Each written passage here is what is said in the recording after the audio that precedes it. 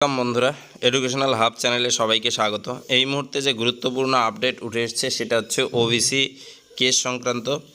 তো ওবিসি মামলা অনেক দিন থেকে ঝুলে রয়েছে। 2024 সাল নাগাদ এই ওবিসি মামলার কিন্তু রায় দিয়েছিল কলকাতা হাইকোর্ট এর রাজশেখর মান্থা এবং তপব্রত চক্রবর্তীর বেঞ্চ। তখন জানানো হয়েছিল যে 2010 সালের পরে যে ওবিসি সার্টিফিকেটগুলো হয়েছিল সবগুলোকে বাতিল ঘোষণা করে। সেই রায়ের বিরুদ্ধে কিন্তু রাজ্য সরকার সুপ্রিম কোর্টে আবেদন করে, আর সেই কেস কিন্তু এখনও অবধি চলছে। তো এরই মধ্যে কলকাতা হাইকোর্টে একটা নতুন মামলা হয়েছিল এবং এর ফলে কিন্তু ওবিসি মামলায় নতুন মোড় চলে এলো একটা। তো সেই মোড়টা কি দেখো, এতদিন যাবৎ রাজ্য সরকারের বিভিন্ন রিক্রুটমেন্ট প্রসেসগুলো বন্ধ ছিল। তারা বারবার বলছিল যে ওবিসি মামলার জটে আটকে আছে, ওবিসি মামলার জন্য আটকে রয়েছে। সব নিয়োগ কিন্তু বন্ধ ছিল ওবিসি মামলার জন্য।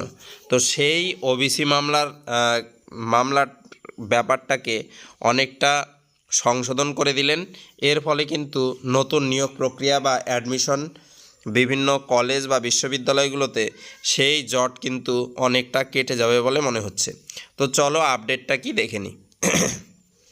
দেখো, 2010 সালের আগের ওবিসিদের নিয়ে নতুন প্যানেল তৈরির আদেশ কলকাতা হাইকোর্টে একটা জয়েন্ট এন্ট্রান্সে এক্সাম হয়েছিল। দেখো কি বলেছে সেখানে, জয়েন্ট এন্ট্রান্স পরীক্ষায় 2010 সালের আগের ওবিসিদের নিয়ে নতুন প্যানেল তৈরি করতে বলল কলকাতা হাইকোর্ট।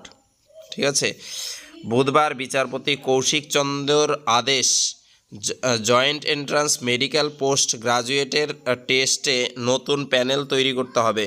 নতুন প্যানেল মেনেই হবে কাউন্সিলিং আর ভর্তি।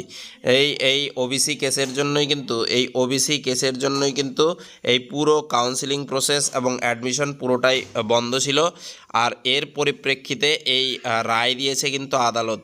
আর এই রায়ের ফলে কিন্তু প্রত্যেকটা ক্ষেত্রেই কিন্তু এই রায় কার্যকর হতে যাচ্ছে বলে মনে করা হচ্ছে। দেখো, 2010 সালের পরে ওবিসি সার্টিফিকেট রয়েছে এমন প্রার্থীরা কাউন্সিলিংয়ের সুযোগ পাবেন না। ঠিক আছে, তো এই কাউন্সিলিংটা যা হবে 2010-এর পরের যে ওবিসি সার্টিফিকেট সেগুলো সুযোগ পাবে না। এই ক্ষেত্রে কিন্তু অন্যান্য যে ওবিসি সংক্রান্ত বা ওবিসিদের নিয়েই তো সব নিয়োগ প্রক্রিয়াগুলো চলছে, সেই ক্ষেত্রেও কিন্তু এই পদ্ধতি কার্যকর হতে চলেছে সুপ্রিম কোর্টের ওবিসি মামলা না মেটা পর্যন্ত। 2010 সালের আগে ওবিসি সার্টিফিকেট থাকলে তারা অংশ নিতে পারবে।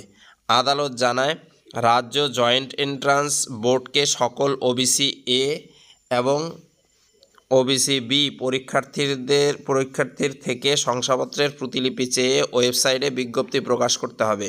পরীক্ষার্থীদের নিজেদের ওবিসি শংসাপত্রের প্রতিলিপি পোর্টালে আপলোড করতে বলতে হবে। পরীক্ষার্থীরা যে মোবাইল নম্বর দিয়েছেন সেই মোবাইল নম্বরে SMS করেও এ বিষয়ে জানানো হবে।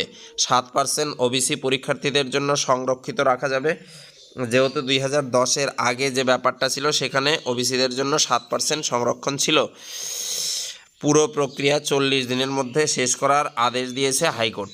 তো এটা ছিল জয়েন্ট এন্ট্রান্সের ব্যাপার। তো সেই সংক্রান্ত অন্যান্য যে ব্যাপারগুলো রয়েছে, যেমন হচ্ছে নার্সিংয়ের বিভিন্ন পরীক্ষা বা অ্যাডমিশন, এছাড়া অন্যান্য জেলাভিত্তিক নিয়োগ, প্রাইমারি সংক্রান্ত নিয়োগ, এসব কিছুই কিন্তু এই ওবিসি মামলার জটে আটকে রয়েছে। তো এই রায়টা যদি সব ক্ষেত্রে কার্যকর হয় তাহলে কিন্তু এই জট অনেকটা কাটবে বলেই মনে হয়। তো এই ছিল ভিডিওটা ভালো লাগলে বন্ধুদের সাথে শেয়ার